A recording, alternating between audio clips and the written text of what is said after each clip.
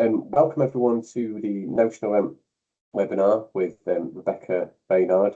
She's our Director of Agency and Sales, and she'll be hosting the webinar today. Just a bit of housekeeping from myself. If you've got any questions at all, please just pop them in the chat and I'll do my best to either answer them, or when we have a break, I'll ask Rebecca and she will also do her best to answer them. And so without further ado, I'll introduce Rebecca.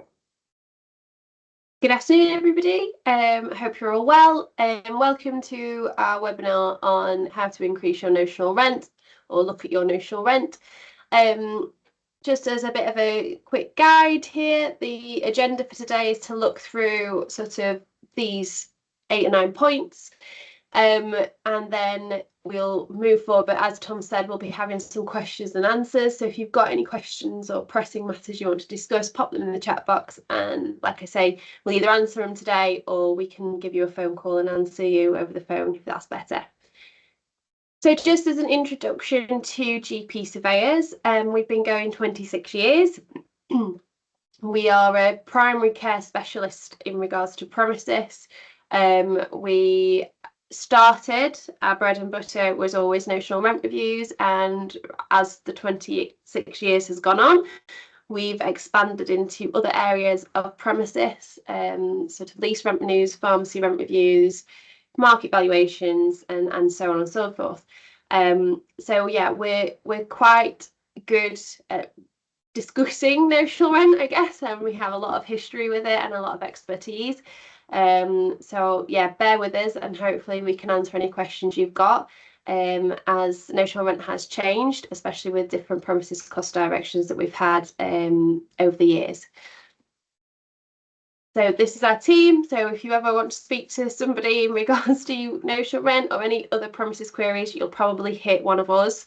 And these are some of our surveyors, some of our sales staff, and some of our other staff that help us to keep going. So without further ado, what is notional rent?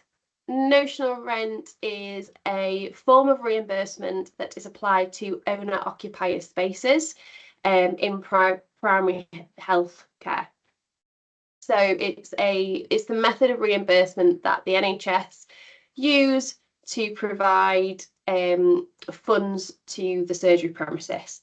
If we really wanted a history lesson on it, I guess we could say that when doctors used to practice from their houses back in the day, it's come from that, and that's why it's only applied to owner-occupier spaces, as it's developed through time, and the NHS has developed through that as well. Notional rent is completely different to commercial rents, residential rents, and it's probably one of the only forms of rent reimbursement that's backed by the government in terms of the NHS. So it is very secure, but it is an estimate of current market rent for the premises that you're in. So when we talk about notional rent, it's an estimation of what we believe your rent should be, or what the district valuer believes your rent should be. Hence why we can look at reviewing it and challenging it. So I'm sure, as you all know, back in, I think it was May 2024, we had a brand new set of premises cost directions issued, and they replaced the 2013 directions, and the majority, if not all, premises now fall under the 2024 premises cost directions. And what changed was kind of the rights for the NHS England to reclaim overpayments made to the surgery. So if they were ever overpaying in rent or overpaying on a space that wasn't used for notional rent purposes or GMS purposes, they now have a right to reclaim that. And then there's also been a significant change in regards to grants and abatements. We'll discuss that further down, but that was one of the biggest changes that we all saw. It was that how you can get grant money through the system for your surgeries to increase floor space or make the current floor space better for patient services, and what that abatement will then look like further down the line. So we'll have a little look at that now.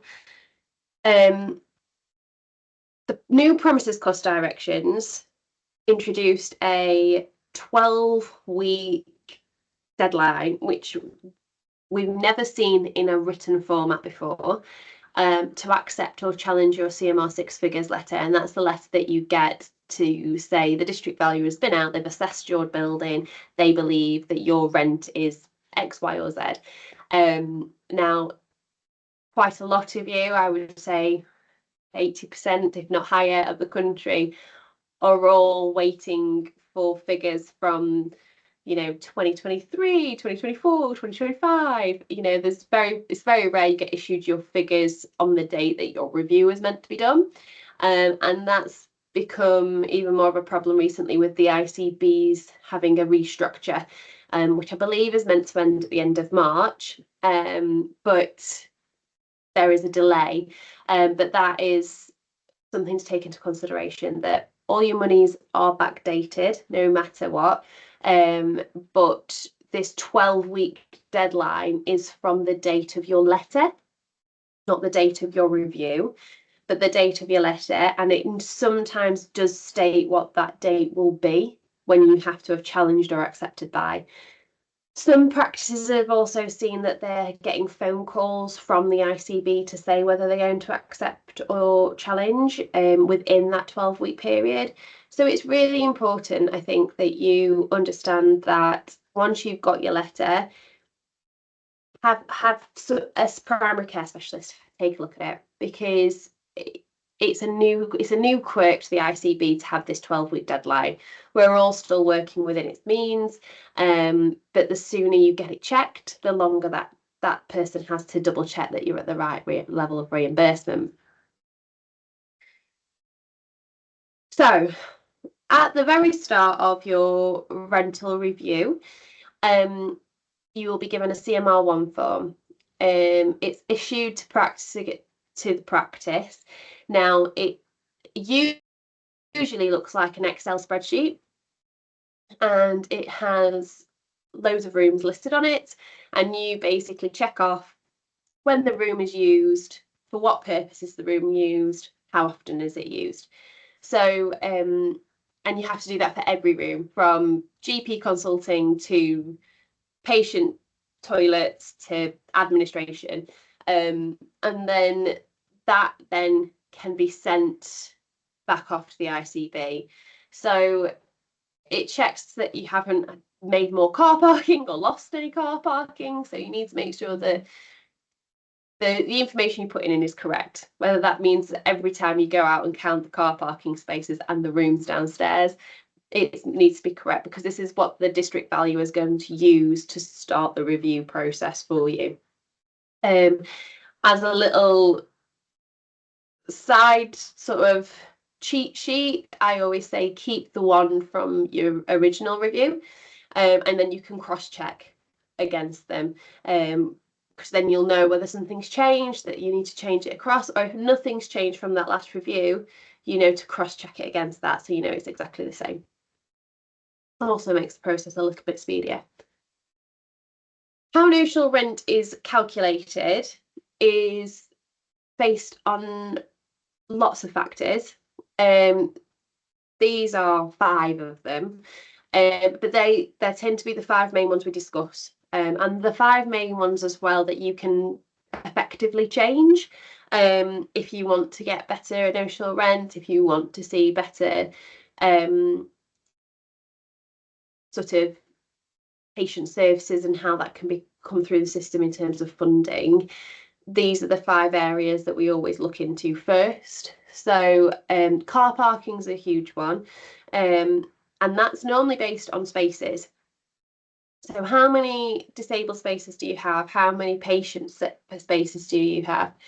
Do you have spaces that are just marked for staff? Do you have spaces that are leased out if you have a pharmacy or a dentist or another third party that they have rights to? So that car parking has numerous different elements within it, as well as, in other premises cost directions, we saw tandem car parking spaces being reimbursed. That's changed again.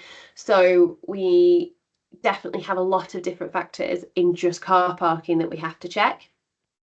The other one is floor area. Now, nobody's expecting you to go out and measure your floor area. That's what the district valuer does. That's what a specialist surveyor does.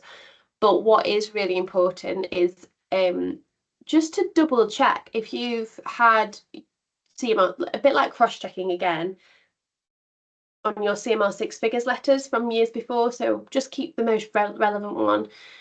So if you've got a 2026 review, check it against your 2023 CMR six figures letter.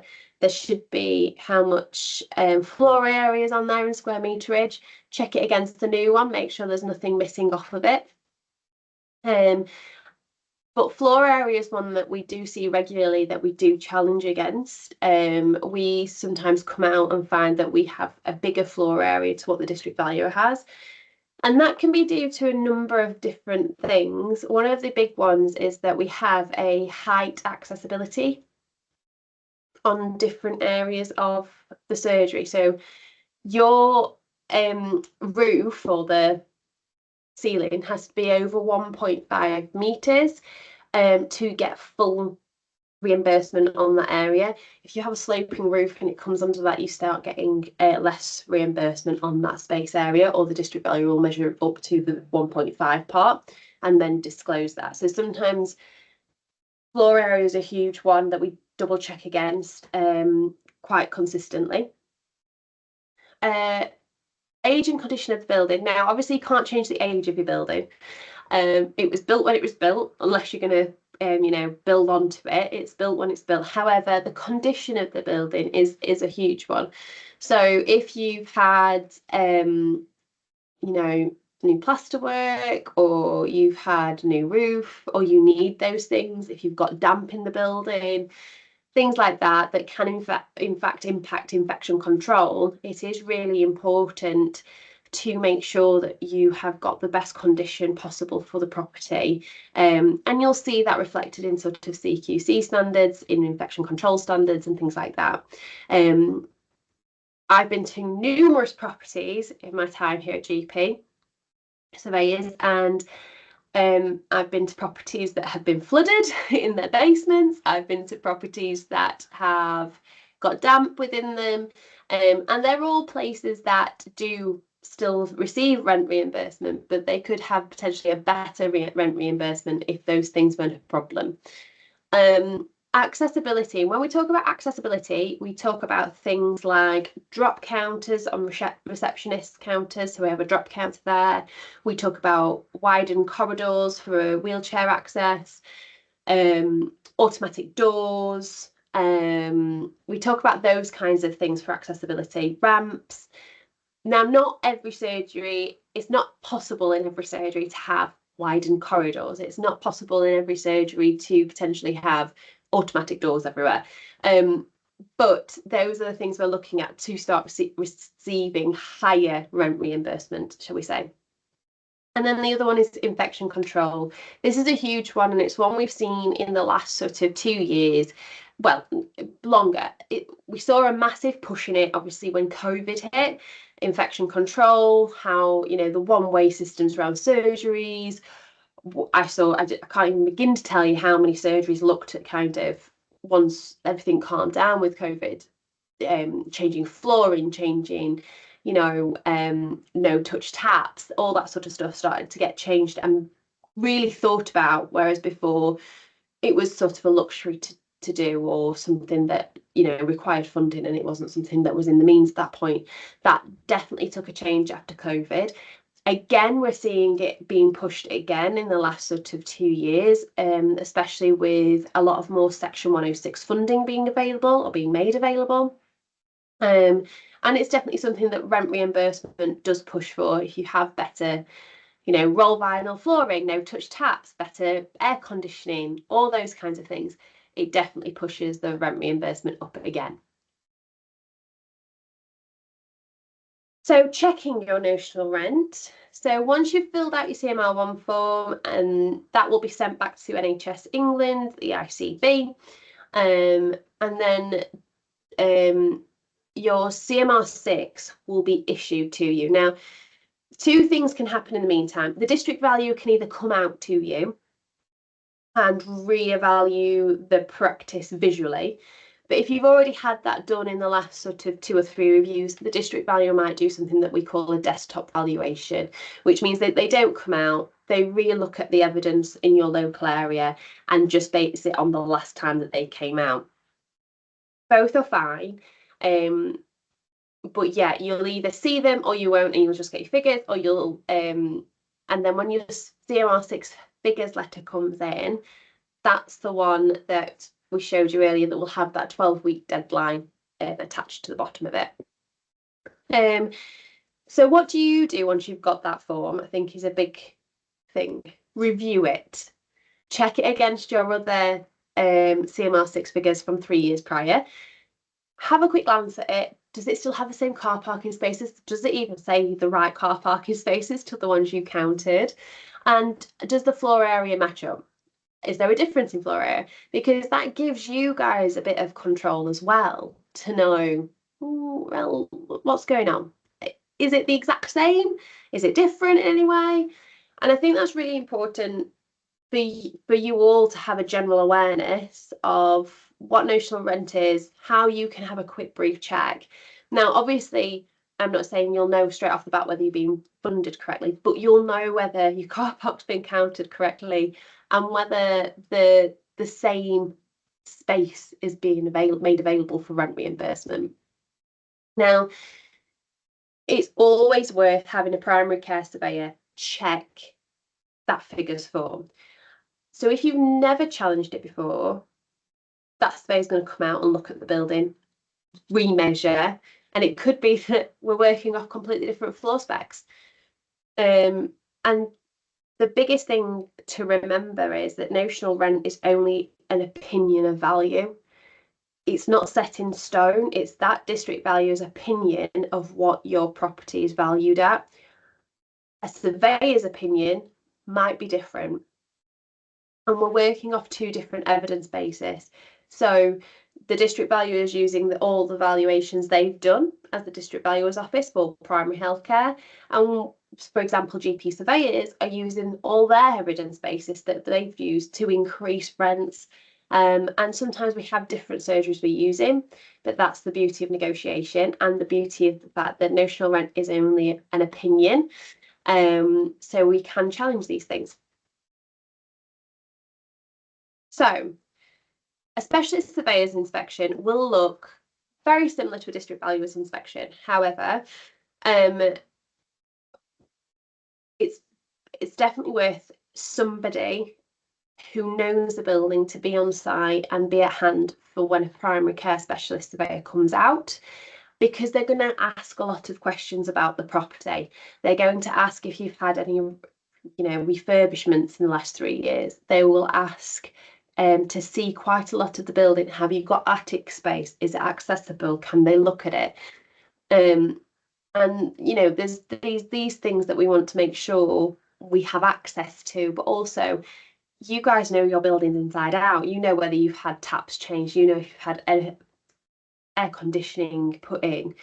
And if the district value has not been out, for example, in that 3-year review, they're not going to know that you've changed something potentially unless it's been noted. So it's always worth having somebody on hand who knows the building, who knows what's happened in a good chunk of that 3-year space, to be on hand so we can ask these questions too. So we'll come out, we'll measure the building again. We'll take a lot of detailed photos as well of anything that we think is really important, air conditioning, the kind of taps and sinks you have, if you have, automatic doors, all that sort of stuff, we'll take pictures of.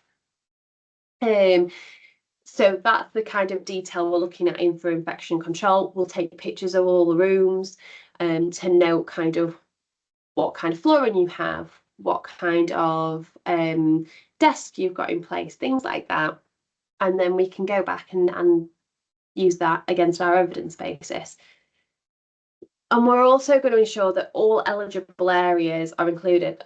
So again, for example, anything below 1.5 metres, we're going to look at seeing how we could potentially get that included, or we're going to look to make sure that the space up to that point has definitely been included correctly. So there's a lot of things that we do to make sure that we're achieving the best rental outcome for you when we come to site. Just got a couple of questions that fits in nicely now. One's quite an open, large question. Michael has asked, the big worry is notional rent is done away with. Do you have any thoughts on this?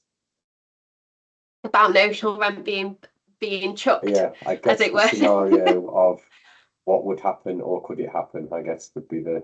Yeah, I think never say never. However, we've heard the rumblings before that notional rent's going to be stopped or chucked. It would be a very difficult thing to do away with. And I think the reason being is, well, twofold really, because you stop getting rental reimbursement for the premises you provide to service the patients that are in your area. So when that stops, then realistically the NHS can expect that no money is going to be put into the premises until there's a new way of reimbursement of some sort to make sure that what they're pushing, aka better infection control measures, better buildings, hubs, all the glorified words that we hear all the time, are put in within premises. But if we've got no rental reimbursement to do that, then it's kind of null and void. How they could do it, it's tricky, because we've got a lot of property now that are on leasehold basis, which means that the NHS have already guaranteed that they will pay the rental reimbursement on those properties for the length of that lease. So they've got that to deal with. So how do you then go from an owner-occupier scheme that the NHS has been very proud of and very happy to continue with? What do you do with 50% of the buildings that are still doing that? When you're already said you'll reimburse these leasehold properties that they've never really pushed to have done. One look is that they go down a leasehold route. One look is that they potentially look to buy certain buildings, and again put leases in place with you. Can't see that happening because they always talk about how the NHS has got no money. So it's difficult to see whether the only time I can really see it being something that we desperately need to look at is when we talk about whether the NHS would have become privatised. That does change things. So yeah, at this moment in time, I can't see notional rent being gone overnight, and I can't see how they would look to offset it. So yeah, no, I'm not 100% concerned. It is something that we hear grumblings about quite regularly, but at this moment in time, it's not something that I would lose sleep over yet. Definitely not.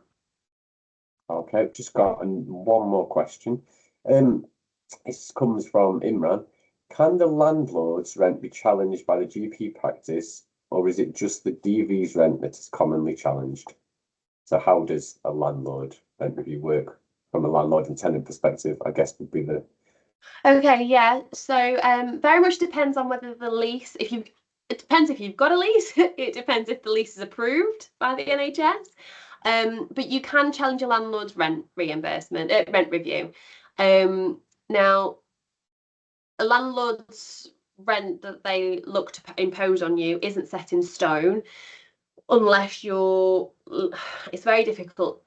If you've got a lease that is approved by the NHS, then the landlord should negotiate, or the landlord's agent should negotiate with the district valuer, and you should just be kind of a middleman sat in between. If you have a lease and it's not approved by the NHS, then technically it's your, as a tenant, it is your responsibility to negotiate that rent and then try and recoup it from the NHS, which sometimes very difficult. And then if you've got a lease again that's not reimbursed by the NHS, but they have an RPI, rental, retail price index review rather than an open review, then yeah, you can't challenge that. It's kind of set in stone. It's a calculation. That's what the rent should be. So yeah, it very much depends on what your scenario is. If you've got a landlord and there's no lease in place, then you're just receiving notional rent. It's kind of limbo. It's neither here nor there. The landlord can ask for a rental increase, but because you have no lease, you have no mechanism to say yes or no to it or challenge it. So you're kind of in limbo on that one. So there's different scenarios for all of them. The majority of the time, I would say you can challenge the rental review with the landlord, but if you've got an approved lease, it should just be passed to the district valuer to do for you. Okay, so there's a few more questions now. This is opened up. That's all right. I love a question. So that's that one answered.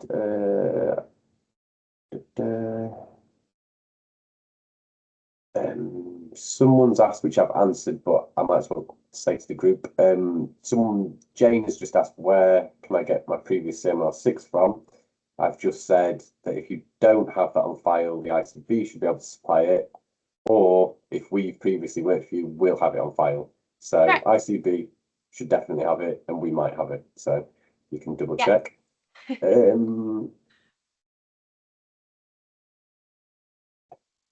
Another one, do we approach you after the CMR6 has been received? Yes. That's an easy one to answer. Yes, please. I would love you to approach us with your CMR6 figures letter.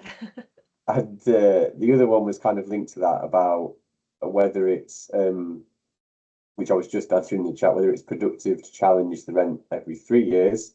And Becca would be saying the same as I'm saying now. Definitely just double check each one every 3 years. Our initial checks are completely free of charge. So if we don't have any evidence you're underfunded, you don't lose anything, because we'll just tell you that and you can accept knowing you're on the correct rent. Obviously, if you are underfunded, we will challenge it for you. So they're pretty straightforward ones to And that's it, ladies and gentlemen. Tom's coming after my job. I think you'll find.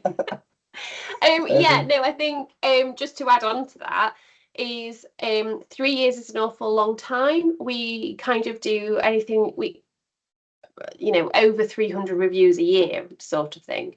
So there's a lot of evidence building up in those 3 years to kind of suggest you should have an increase. So it's always worth checking, because you don't know what's happened in them 3 years. And yeah, sometimes we've had really good cases in those 3 years that has another impact.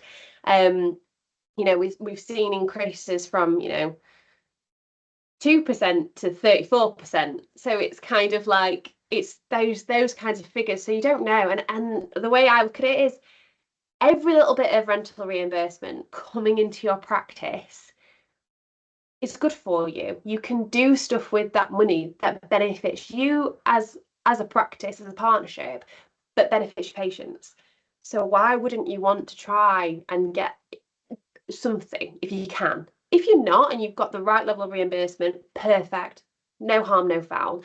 But I think it's really important that we say that we're not trying to get you anything that you don't deserve. We're trying to get you something that you thoroughly do deserve and something to make your practice better. So yeah, just to add that in there. Any more for any more? Yeah, there is a couple more questions. It's the floodgates have opened.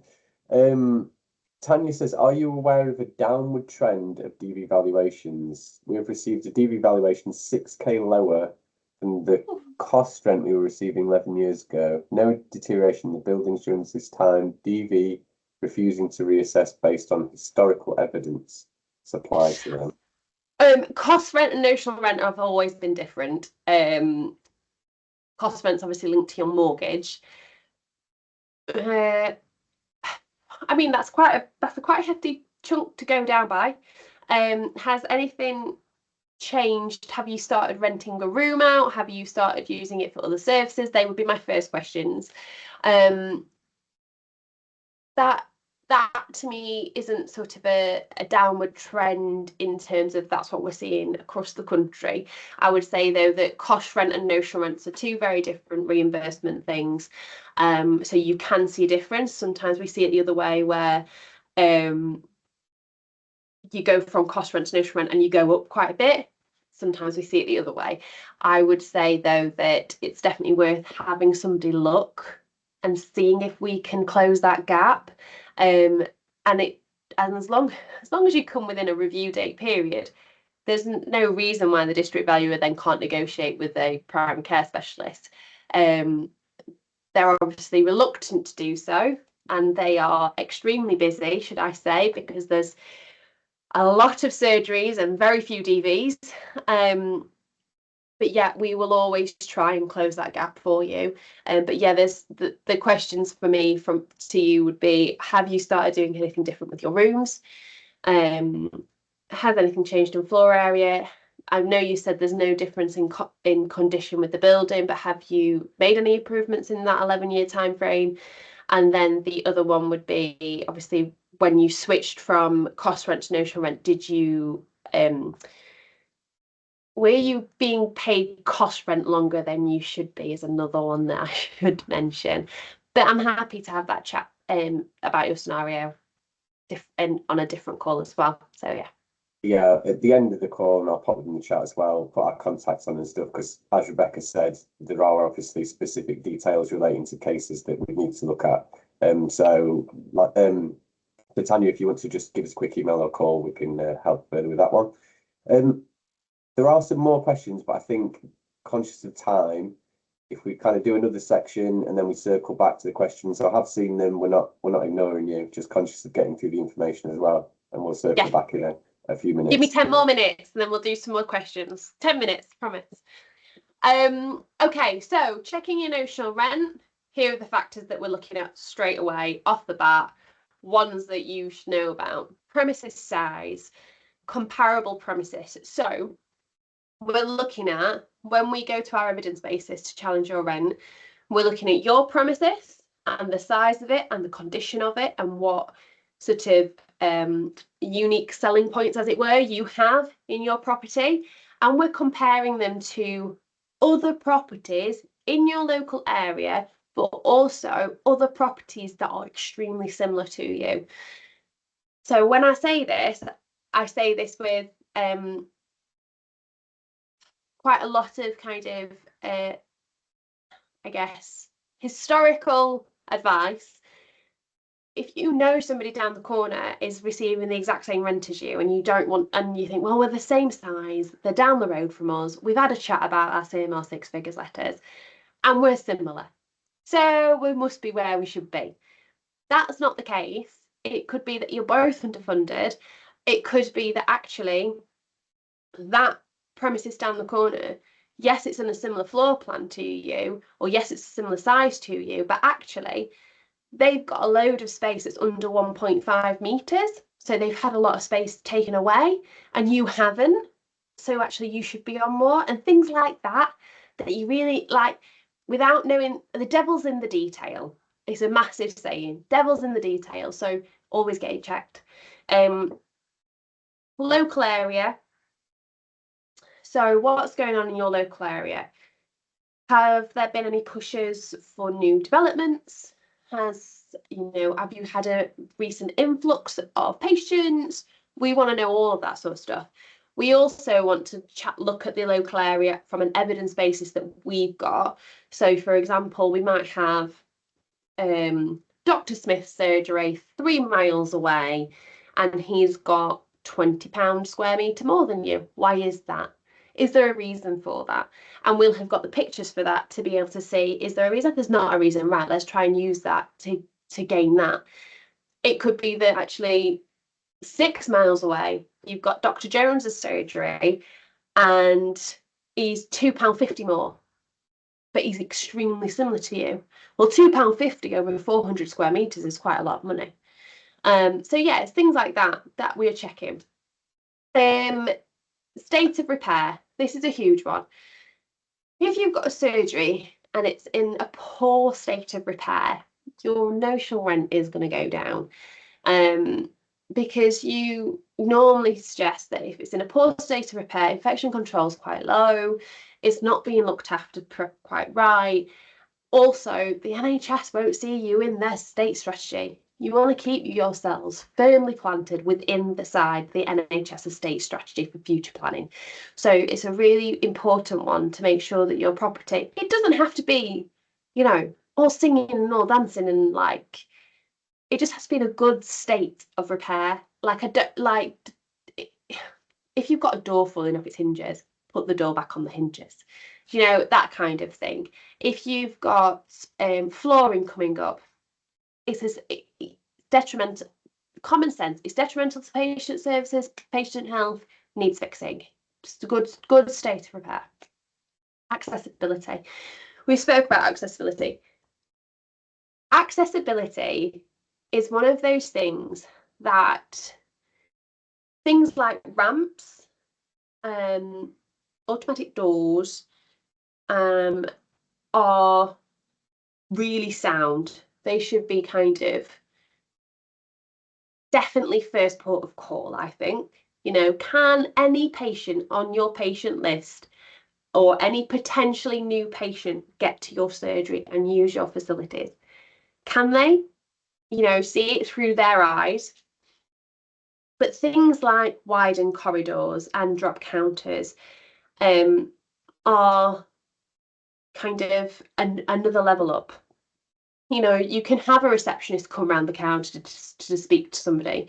You can, you know, find a different room potentially that doesn't need you to go through a narrow corridor. There are workarounds for that, but if you can't get a patient into your surgery, then there isn't a workaround. So that's the kind of mentality I have. And infection control, roll vinyl floorings, no touch taps, air conditioning units. Those are the kinds of things we're looking at for for infection control. And I think we saw a massive increase in infection control after COVID.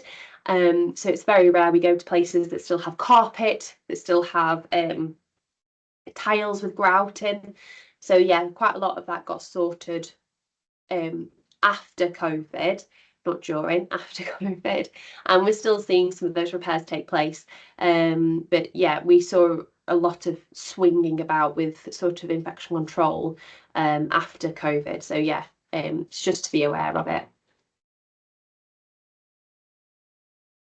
Checking your notional rent. Factors are often overlooked, and these are ones that just kind of go awry. Your corridors, you know, they should still be counted. Any corridor should be counted. If a patient is using it, should be counted. Attics and basements.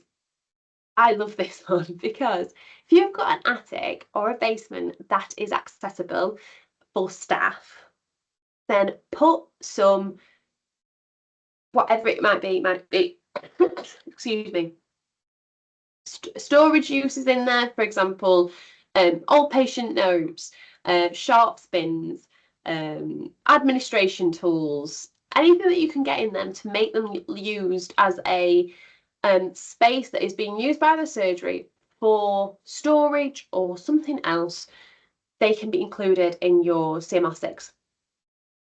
So it's a really good way for you to potentially increase floor space without actually increasing floor space if they're not already being counted. Bin stores, as long as they have a cover over them, they can be counted. Same with garages. Patient toilets, as long as they're accessible for patients and patients use them, that's classed as a patient toilet. And usable areas under 1.5 metres high. So 1.5 metres and above, full rental reimbursement. Under, what we tend to say is, can you put, because not many people are going to be standing in that space or using that space for anything, can you put shelving in there for storage? Can you put something in there so that it can still be counted as a usable area? So this is just some examples. These are attics. that are eligible for notional rent reimbursement. They're eligible because they are storing things that are necessity for practice, patient notes, patient files, sharps bins, cleaning equipment. You can see one of them's got a sloping roof that does fall below that 1.5 meters. They put shelving in, it counts. So yeah, so definitely look at those and think if you've got any space like that, you could do something like this before the next time the DB comes round, or before you get your specialist surveyor to challenge your notional rent come round, all these kinds of things. And these are bin stores, or they're covered. So because they're covered, they are eligible for notional rent reimbursement. So it's just something to think about when you look at your own surgery. These are basements. I love these pictures. The reason why I love these pictures is sometimes it's really obvious that they've just come and put things there, waiting for the district valuer or the surveyor to come around, which is absolutely fine. Now this one to the left that's got the shelving in, that is used as storage, as you can tell. You know, they've not just put shelving up, they use it. And to be fair, they use it for stuff that they're not using daily. So it's a good use of space for stuff that you're not going to get out all the time. So I would say if you've got basements or attics, that's what it should be used for. And they're kind of a way you can use the space that you're currently using for that for something else. Again, areas used as storage at less than 1.5 meters high. So both of these are acceptable. The one on the left is one from literally you go up a ladder. It's not an attic as such. It's kind of been built in to the roof. It's not an attic. It's just kind of a pop your head in, grab a box kind of facility.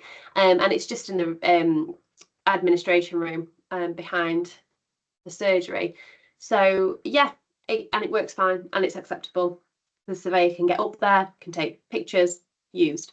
This one is an outside store cupboard that has quite a severe sloping roof on it.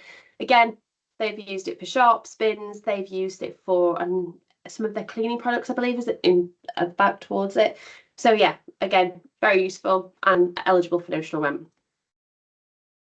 These are what we class as unusual spaces. External sheds. I've seen external sheds, shipping containers. Shipping containers was a huge one in COVID. Shipping containers and sort of porta cabins, that kind of thing. And they've all been used because they're external from the main building. They don't have a fit out. There's nothing fitted in them, and there's no security. So they've been agreed at a 50% ground floor unit rate. But if you think how that's just sat in the garden bit of the surgery, and most premises don't like their garden because it's an extra cost. So they've put it in there, and now it's feasible, and now they get a bit of rent on it. So actually, it's increased again the reimbursement into the surgery. And it takes very minimal repair or looking after. So checking your notional rent, you'll get your CMR 6 figures letter, have a specialist surveyor come and look at it, have us check it. We'll either come out if we've never been before, or we'll do a desktop valuation just like the DB. We'll compare all the evidence bases that we've got as a company in the local area and from buildings that are very similar to you. And then we will come back to you. Usually we come back to you fairly swift, but we ask that you allow us 2 weeks. But we will come back to you as quick as possible to say, yes, accept your figures, or don't. We can challenge that and get you an increase. And we'll only challenge it if we think it's appropriate. So what I mean by that is that we're not going to just challenge it for £20. We're going to make it challengeable because we think it'll be worth it with your while as a practice. And we always try and get the best for you. And we're on a no increase, no fee basis. So I really think it's worth just having it checked, even if you're not sure.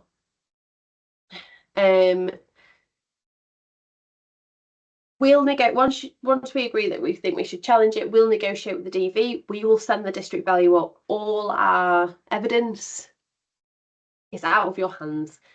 It's something not to think about. It's something off your desk, and we'll come back to you when we think we're getting forward, we're getting to a place or not of agreement, what that agreement will look like. As I mentioned previously, there are a lot of surgeries and very few district valuers. So it does take a bit of time. It's not going to be done in weeks. It's more like months, sometimes a little bit longer. And the reason for that is because district valuers are out and about. They're very rarely at their desks, so you're catching them on a day when they're there. But as GP surveyors, we chase them consistently. We update you consistently every month or every couple of months, depending on what you deem what you want. And any increase that we get you on your notional rent is backdated to the date of your review. So even if you got your letter 2 years after your rent review was actually due, it's all backdated to the date of your rent review date. So you're not losing any money. You just got to wait a little bit of time for it, which I know is easier said than done in the current climate we're in. But if we're looking to challenge it, I always think it's definitely worth it for you. What if your surveyor and DV don't agree? They never agreed to start with, obviously, otherwise we wouldn't challenge it. But if we can't get any closer together and they were both stuck in the mud, it very rarely happens. Very rarely happens. We look to move to local dispute resolutions, or what we call LDRP, or to NHS resolution, and that just means that we both district valuer and your specialist surveyor, we send off our own evidence as to why we believe what your rent review should be and what your rent reimbursement should be, and then we come to a decision after that negotiation process is taking place. Like I say, it is very rare we do it, because normally, we're able to meet somewhere closer together. We only ever do it on cases where we feel so strongly that we're so far apart, it would be doing you a disservice to agree at that level. So that's how we would move forward on it. Improving property and abatements. This is a nice time to kind of stop if we've got questions, Tom, and then I can go through it. And I know we're coming towards the end of the time, so I'm just very aware. You're on mute, Tom. Sorry, darling. Oh, we have got quite a few questions. Right, so we'll go back to Rosalind's question. Is there any timescales that the ICB has to respond to challenges? We are still waiting the outcome of 2021 and the 2024 review. Hate to be bearer of bad news. No, they don't have to respond within a certain time frame. What you can do is you can put in a complaint to the ICB to say that you're still waiting on these rent reviews. The thing is there's no kind of response. We can also take it to LDRP if necessary, but I would speak to the surveyor using to make sure that you've been waiting a long time on it. If it's only been a few months, but they're reviews from a while ago, it doesn't matter on the date of the rent review. It matters on when you received the rental letter and when you started the challenge. That's what they're looking at in terms of time period. Okay, and you can obviously challenge both of them as well. Yeah. So the next question is, we're struggling to get hold of the district valuer. Do you know where or who knows who the district valuers are? Because So it depends where you are in the process, doesn't it? Yeah, it depends. Are you wanting the district valuer to come out to get your rental figure, or are you wanting to discuss it with them? That might be a better question for you to ring up and we can chat about, if I'm completely honest, because we don't know where you are in the process. Another one's about the CMR1 form. How much information do we need to put on the CMR1 form? We're part of the way through a renovation. That's from Rachel. Ooh, okay. If you're part of the way through a renovation, I would say put as much detail as you can in your CMR1 forms as to the date of when the rent review is due. So if it was a rent review in the past and you'd not done any renovation work, it's what it was at that point in time. If it's, for example, due now, say if you can give a time frame when your renovation is meant to be completed, right? Does the ICB know about your renovation and have they approved it? Because if so, then you can link that up with the DB and they should all be aware of it. But yeah, as much information as possible is the best route for your CMR1 forms. And again, if you're going through a renovation, I would think that the district value will either come out at the end, or if they're coming out during, be on site to be able to answer any questions and give them the lowdown face to face as well. Okay, the next question is, if the deadline is missed, can notional rent still be challenged? So I presume they're referring to the 12-week deadline. Yeah, give it a go. As long as you've not written to them and accepted it. Yeah. We've done it before, and we've not had pushback on it. So yeah, give it a go. It's no increase, no fee. So if we can't challenge it, but you've definitely not signed it off, you're in no worse position. If you've written or agreed over the phone that the figure is okay, you can't challenge it. Let's have a quick look. A few more. What is the main difference between cost rent and notional rent?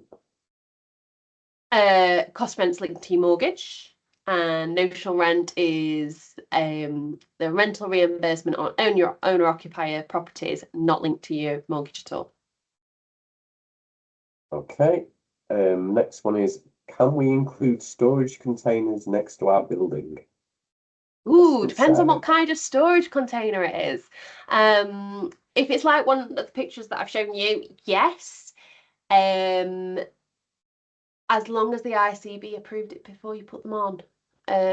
If you didn't get them approved before you put it on, then you can try and get it included. They might ask for a case study, but equally they might not. Put it in your CMR1 form, tell the district valuer when they come out, and let's see. If not, challenge it with us and we can see what we can do. Right, this is from Tanya. Is there a difference in the value paid for the designation of the area, i.e. storage or consultation room or counselling rooms? There's So a difference. Yeah. So there is a difference, Like yeah. What rate do you get paid depending on what the different up and down the country. It's not a case of like you'll get £87 for an administration and £95 for this. It's different up and down the country. They are different rates though, because it's the majority is where your patients are. So wherever your patient is receiving services, that's the higher amount of money. And sometimes it's done on average. It just depends on your local area, what the DB is doing. Sometimes they will split it out, sometimes they won't. But yes, different spaces require a different level of rent reimbursement. So there's one about basements, but yeah, you've answered that one because they are eligible if they're being used for purposes. Yeah, we'll send the recorded out if anyone's got to get off. Do gardens count? Do gardens count that our patient gardening group uses in seating areas outside for staff? So basically, can you get reimbursed for gardens if patients are using them? Not really. It's not part of it. It's not GMS space, not giving general medical services unless you're hosting something out there that's been approved by the ICB. But no, not really. Gardens aren't something that they reimburse typically. So yeah, what I'll do is I'll continue with the presentation. I understand that we've overrun because of things. So if you need to log off, please do. If not, and you want to stay, please stay. I'll run through the rest and you'll get a recording of it. And if you've got any questions as we go through, I'll answer them completely at the end, but I should only be another 5-10 minutes. Is that all right? Yeah. And if anyone's left that has asked a question, we'll email you the answer. Yes. Okay, improving property and abatements. Approval is always needed when you're improving your property if you're wanting to get the notional rent increase. So if you are looking to refurbish or extend the property, you always need prior approval from the ICB that you can do it, because that's the only way you will get that included in notional rent. Funding structures change or vary, so we'll go through it now. So improving property abatements. If you had funding prior to the 2024 directions coming out, you will be under the 2013 directions for the abatements and the contributions that you need to make, which is on the left of the screen. So up to 100k, you've got an abatement period of 5 years. And that abatement will look different in terms of amounts dependent on how much contribution you put in as a practice and how much contribution the NHS put in. That should be prior agreed. In 2024, that changed. ICBs agreed to fund up to 100% of the project, but the abatement changed as well. So the abatement was changed, so they've got higher abatement times. So yeah, so it's just something to think about. So yeah, and as well, this is different to Section 106 funding. So it just depends on what you're doing, and it just depends on where you're getting the funding from. Are you paying out yourselves? So if you pay out and fund the whole project, then you should have a full notional rent reimbursement as long as it's approved by the NHS and ICB. You should receive full notional rent. If partially it's funded by the NHS or ICB, you will have an abatement on it. That doesn't apply to Section 106 funding, very much depending on what kind of funding or grant you're getting. Ways to improve your property. Extensions always bring in more rental reimbursement if you can get it approved, because obviously you're hopefully putting in more consulting rooms or treatment rooms or play area if you've not got one of those, or a bike shelter or something like that, that it will increase the floor area. One way to improve it, to modernise your infection control, no touch taps, low vinyl flooring. That will increase overall rental unit rate for the surgery. Accessibility. We call them easy wins. They're not that easy to put in, but they're easy wins. Automated doors, lower level counters, and levelling the entrance threshold or putting a ramp in, or installation of a lift, those kinds of things. Easy wins, not easy to put in, but easy wins in terms of ways to improve your property.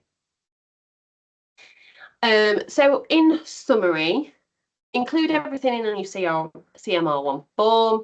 Your CMR6, the figures letter that DV gives you, is only an opinion. We can challenge it, and we would love to challenge it for you because we believe we can get you an increase.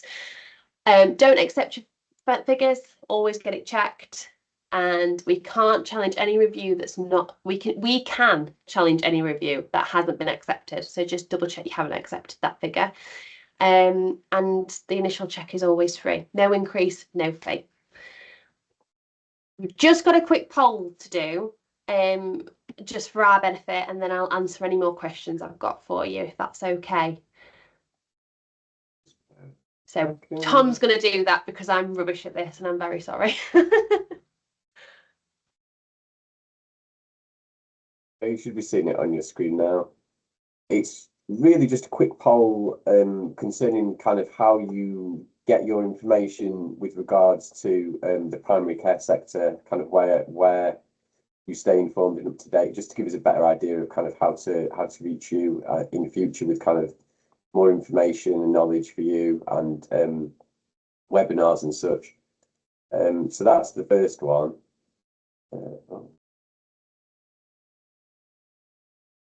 And the second one, the first one is obviously just about primary care as a whole. The second one is with regards to kind of how you would research to anything property related. So obviously you've come on this webinar today. Did you find out that through an invite from us, social media? How kind of generally do you research and find your information that you need to know about your property? So if I just leave that poll up there, if you could help us out by answering some of that, that would be great. And I can just whiz through a few more questions while people are filling that out.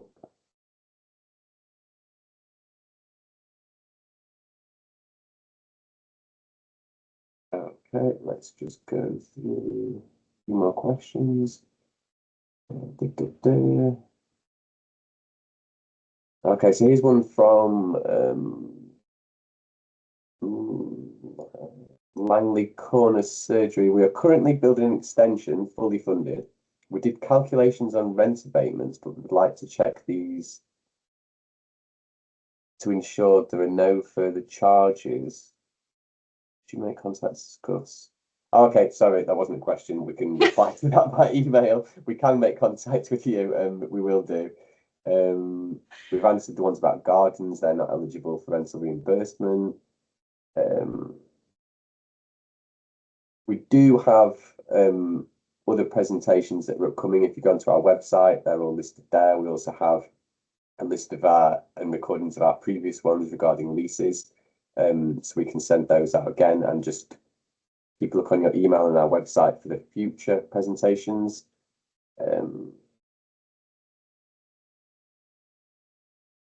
Scrolling through them all, lots of people are just saying thank you. Okay, so here's a question. This is from Michelle. If we want to change 3 large rooms into smaller ones, would we be eligible for a grant? They're all consultancy rooms. So when you say you want to change the rooms into smaller consulting rooms, what are you going to do with the rest of the space? Is my first question. My thought process is yes, you are eligible for a grant. You have to normally have to put business case together why you want to do it, how it will affect patient outcome, and things like that. So yeah, you can do it. That's not a problem. But I would be interested to know what you're going to change them to for that extra space to be used for. That would be my thing.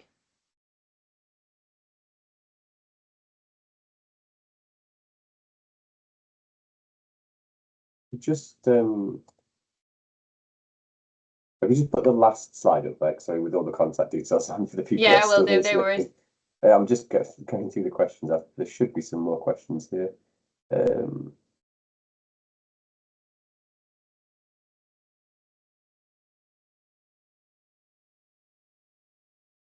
Yeah, as I said, anyone that left, we will email the answers to the questions. We will send out the webinar and the slides as well. The recording will come out tomorrow.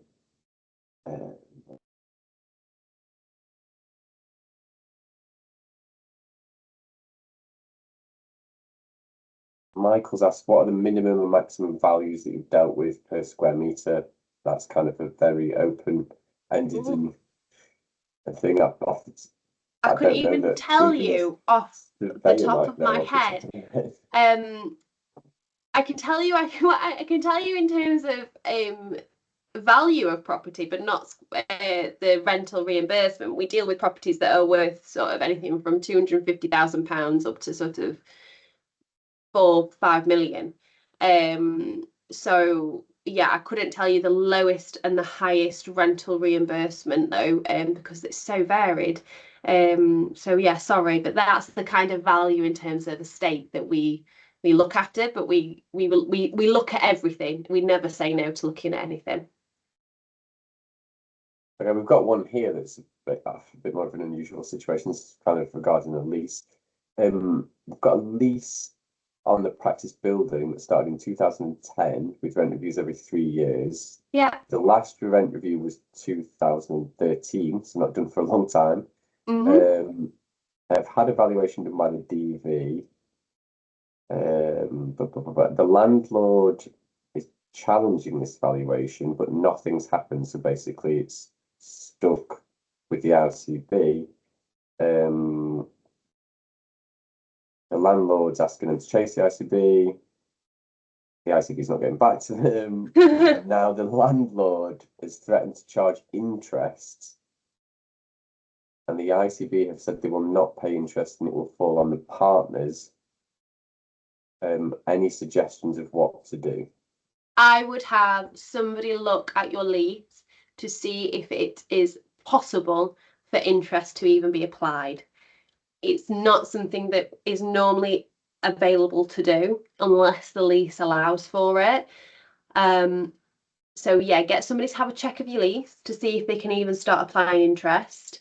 And if the lease has a clause within it that says that the reimbursement is what will go to the landlord, then you should be fine. There should be no shortfall. You shouldn't have a shortfall, but I would definitely have somebody check your lease over first.